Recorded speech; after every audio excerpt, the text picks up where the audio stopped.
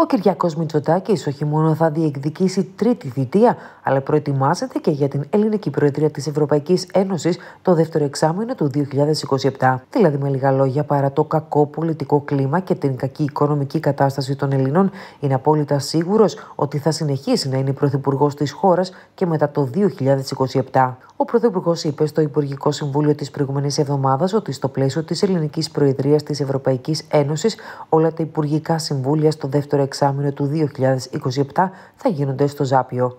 Δεν το είπε τυχαία, καθώς ο Μητσοτάκης συγκάλεσε ειδική σύσκεψη στο Μαξίμου με τον τσάρο της οικονομίας Κυριάκο Πιερακάκη, στον οποίο ανήκει ο οργανισμός του Ζαπίου και την διοίκηση του Ζαπίου, όπου συζήτησαν τι αλλαγές και ποια αναβάθμιση χρειάζεται ώστε να είναι έτοιμο για την ελληνική προεδρία της Ευρωπαϊκής Ένωσης από τον Ιούλιο έως το Δεκέμβριο του 2027. Τώρα, από που πηγάζει αυτή η μεγάλη αισιοδοξία, είναι μια άλλη ιστορία.